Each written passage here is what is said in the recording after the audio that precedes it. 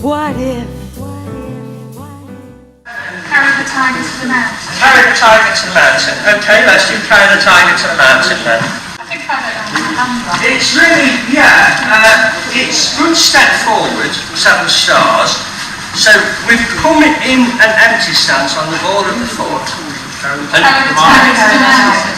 Carry the tiger. Oh right, I was doing shut. Yeah. You want carry the tiger to the mountain, right? Okay, no worries, yeah. Okay, carry the tiger to the mountain. It's Fantastic, right. Tiger goes down into a hammock. Right, so the footwork is the most important thing in this, and the key is, what we're trying to do is get to a bow stance to the corner. But physically, this form accepts that's not actually doable without closing the middle body or the quad. So what you'd normally do is turn the left foot straight, pointing, say, to west, and then pick up and point the right foot pointing to northwest. So if north's there and south's there. So to the corner, turn your left foot near to straight. Near to straight. Not so you're closing this crotch area. And almost instantly free the right. Otherwise you'll twist your knee. Sit back, pick up and step almost to the corner. If you step with your right foot pointing at the corner, then you're not in bow stance anymore because this foot's off-centred. So you're going towards this idea of a non-standard bow stance. So all you're trying to do is turn from facing this way to facing nearly to the corner. Now obviously, no one's going to put a compass on you. I don't know if you're exactly to the corner or less than the corner, but if you imagine you were scoring some kind of competition, if somebody turned their left foot to the corner, well, you're happy, because this is not a bow stance. If somebody turns their left foot straight, and again, you're happy. If somebody turns their foot nearly straight, that's somebody who's on message to this form. So free this foot, pick up, and then step out nearly to the corner. The second movement we're doing is basically a brush knee. So, as we're standing here from cross hands, remember in cross hands, right arm in front of left. To show it this way, as I'm turning, I'm opening slightly. Because if I turn shut like that, then I've got to open and it's not very smooth. So doing it back to front there, when we turn, open slightly. And that means right arm can go up and left arm can go down. So from there, up to down to up, step, and then you can do your brush knee. So you can turn round and go, step, heel, ball, toe, brush, knee follows the toe, push. Yeah? Is there any questions on that? Are you comfortable with it? So, what's different? Right, this idea of, the message you're trying, always the smallest one in the room. It's this idea of that regarding the middle ground like that, so one can push away and the other can lift up, or this can push away and that can lift up. Yeah? So it's, if we're for instance doing it from white crane, because this hand is already up, we can connect, turn to push. The message to try and get across is that there's no one application.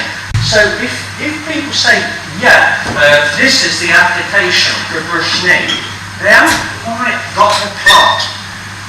The idea is you could do it for the arm, for instance, but you could just as easily come down and sweep away a leg.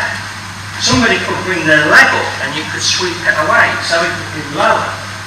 But also, there's all these other ideas of ward off, roll back, press, push, pull, split, and elbow and shoulder. And also there's the idea of footwork. So the quickest way, theoretically, to overcome somebody trying to grab you is to get out their way. And even better, when you get out their way, put them in a difficult position. So what we're really looking at in Carry the Tiger, as opposed to doing the brush knees in the ordinary way, is let's look at how moves can be changed by footwear. So, if I can borrow you, Chris. So if we imagine that we're doing it from white crane, there's this sort of idea. Somebody's coming in to grab, you're coming to grab me, and you connect to get it out of the way. So right arm down, left arm, grab and push. But if we're standing this way and say now Chris grabs the shoulders. So remember, it's just the ideas of it. First of all, as we turn, that hopefully loosens the grip a little.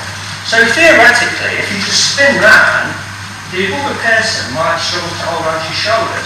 They, however, wouldn't struggle to hold onto your throat. So it's not all win-win. I'll just be facing this way, it's still be ringing the neck. Right, well let's just assume that somebody has to over your shoulders or your neck. So okay, well we know somebody's behind us because they're here. Now what you could just try and do is pull off if they're not gripping you very hard. Let's assume they are gripping you hard. Alright, so we turn. He's behind me. It's like pantomime, So, what I'm going to do is I'm just going to get my arms prepared, but I'm actually going to step behind Chris. Now, when I do the same movement of push and push, I'm not going to do it for obvious reasons. Basically, I'm doing this. Just stepping forward. So Chris is there, and I'm doing that. Sorry, I'm pulling a walk, which of course means you can do it from the front.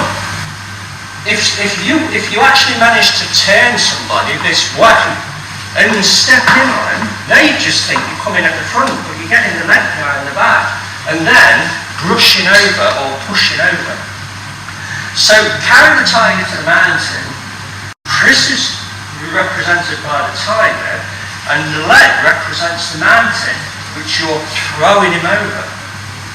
And so it's not just about saying carry the tiger to the mountain is a brush knee. Carry the tiger to the mountain is a footwork.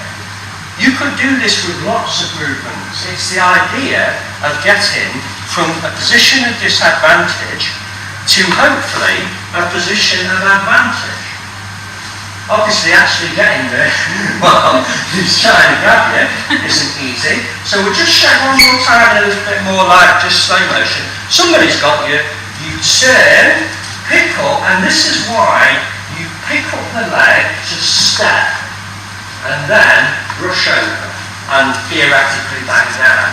If you do this movement and it's just like this, so you don't pick up the right leg, you just step across, that's a different idea. In other words, I can't do it that way, because if I just do that, well, I can't get behind Chris now. You see, or you could argue you could turn and go the other way and then push it down. But what if I could change my own ways? If scientists have proven most sickness comes from stress, what if I could move through stress and have less and less illness?